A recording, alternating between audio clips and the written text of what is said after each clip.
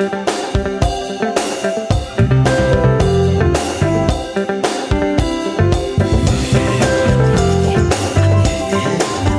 25 minutes before 7 here on the programme. A very good morning to you on this Tuesday. Government has committed another 6.9 billion rand to university education. Now, this is on top of the 10 billion rand already announced. Higher Education Minister Blade Nzimande says 212,000 students will go through the system this year. He announced this during his media address yesterday amid student unrest that disrupted registration processes at major universities in Gauteng, including the University of Johannesburg, Wits University and UNISA. Well, to talk more about this, we are joined in studio by Professor Habib, who is the Vice-Chancellor at Wits University. Now, unfortunately, we did invite somebody from the Fees Must Fall campaign, but they didn't arrive this morning, so we're unable to get their side of the story as well. But Professor, thank you so much for being with us. Thank you for having me. Good to be chatting to you. All right, so your first day back at work, not a smooth one yesterday. Let's talk about what happened yesterday. So yesterday we had a number of students who effectively demonstrated and tried to prevent our registration processes from happening. They demonstrated and prevented people from entering the registration hall. And they demonstrated in our Senate House concourse, where we have our fees office and our enrollment center, which deals with queries. And so there was a difficulty in getting the registration process happening. Now, to be fair, most of our registration can be done online. And because it was health sciences and engineering today, we effectively went to a backup system, which is online and telephone registration. Yeah. The thing that worries me is that it's the poorest that get affected by this, because, rich people can go online. It's the poor that come physically to register because they don't have those online facilities. And despite the fact that the Fees Must Fall is saying that they're fighting this in the cause of poor people, it is the poor that are truly being prejudiced in this case. Yeah. Now, the reality is, obviously, you saw this coming. I'm sure you didn't sort of arrive yesterday thinking that everything was going to be fine and that things have been put in place to understand that this year, this Fees Must Fall campaign is going to get even bigger and more intense. And the students have been warning about this for quite some time. But what can you do as a university? Because we've already seen one of the things you're doing is you're scrapping that registration fee and letting people pay later on in the year, I think until March. So there's a couple of things that have happened. So firstly, we had a backup plan, and that's why we were able to go to a registration process that continued. But also, what we also have to do is, what are the concessions we made? We've made a concession around the principle of the first payment. Whereas you have to pay 9,300, we haven't increased it. But students said they might not be able to pay it. So if you can afford it, you pay it. If you can't afford it, you sign a form online. Yeah. And then you can continue to register and pay it later. Okay. So that's the first thing that we did. The second thing is they were worried about historic debt. Government has made some monies available for all NSFAS students with historic debt. And because it has all students with historic debt, what we've effectively allowed us to do is allowed us to waive that requirement, and anybody who's a NSFAS student with historic debt can register and proceed. Yeah. There's a third layer of students where the students are demanding that anybody with historic debt must actually be allowed to register. But that's 109 million rand. I can't just waive 109 million rand away. Yeah. If I were to waive 109 million rand, we'll financially bankrupt the institution. If we financially bankrupt Wits University, you'll destroy the higher education system. And if you destroy the higher education system, you reinforce inequality, because the rich will go and study overseas. It is the poor that don't have the luxury to study overseas. So those are the issues that I think the Fees Must Fall movement must understand. I think that it's a legitimate demand to bring down the cost of education, and I think it's legitimate to say free education for talented people from poor areas. That money should not be an obstacle.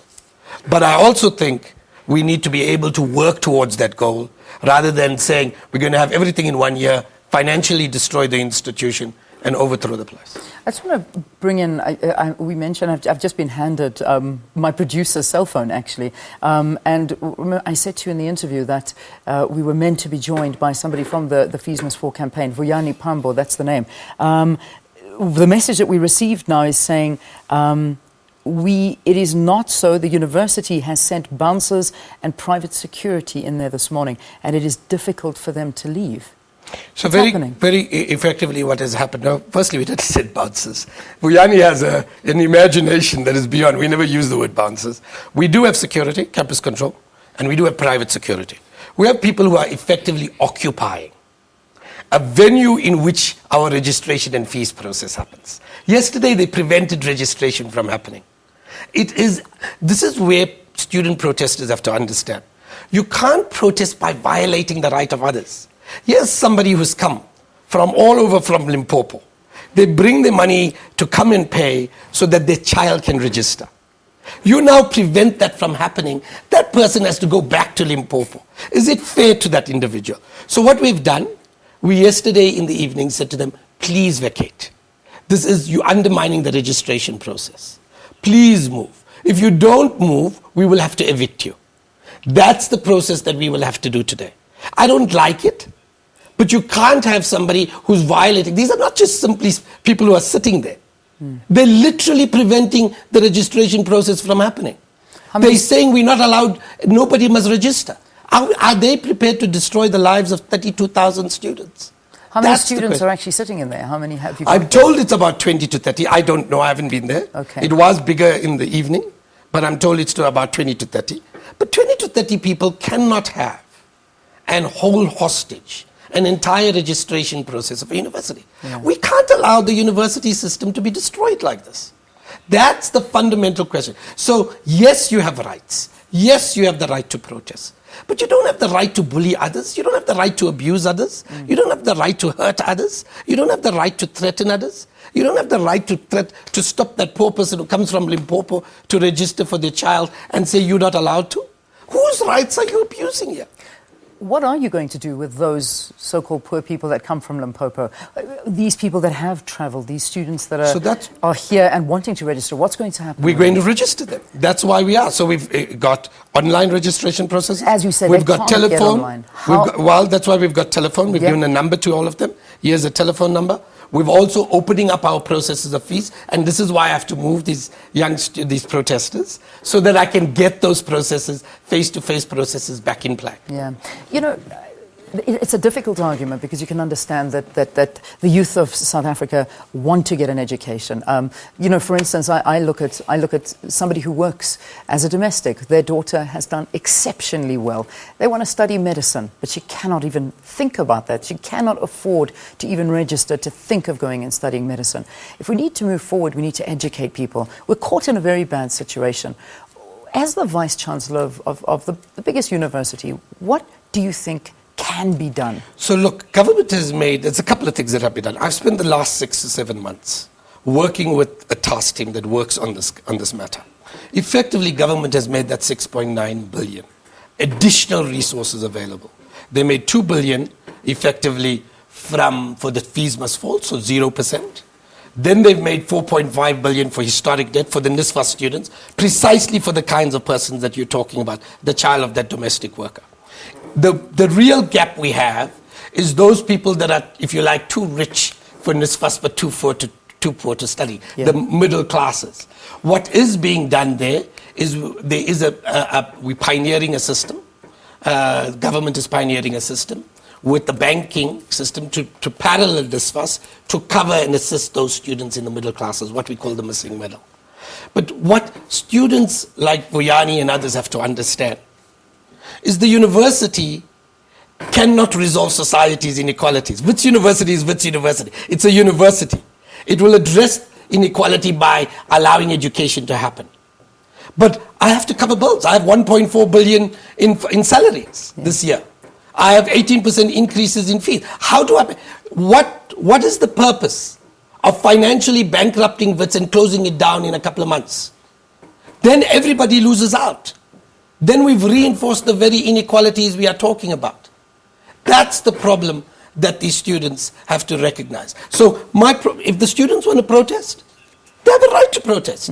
I'll even stand with them in fighting. I've said publicly, I'm happy to support the call for free education for students in need. But I have to work with you to do that. You're not going to, but you can't tell me you're going to violate other people's rights in moving towards that. Yeah. You can't tell me that you're going to financially bankrupt an institution. Social change is a process. Do you think government has done enough? We're hearing, we're talking numbers, we're seeing that they have contributed a lot more to it, including giving money so that the fees are not being increased this year. Is it enough to assist, to give a better I don't think price? it's enough to resolve the entire problem. I think that 6.9 billion goes a long way. It's very valuable to what we have, but it doesn't resolve the problem of the missing middle. And that's the challenge. So additional 6.9 billion has been made available. Yeah. I think we could have started sooner. I think government should have addressed it. Some of us have been making this argument for a long period of time that we're heading for a disaster in higher education. We're underfunding higher education too heavily, and it's going to have an impact. So we could have moved quicker.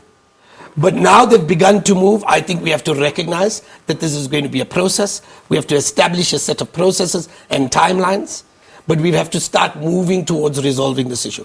But we can't destroy the university system. This is the one university system that works on this continent. You destroy this, you destroy the future of this country. If we financially imperil those universities, what we'll do is we'll do what has happened to primary and secondary education, where we have everybody there, but we afford and provide such an atrocious education that our students coming out don't have a quality education.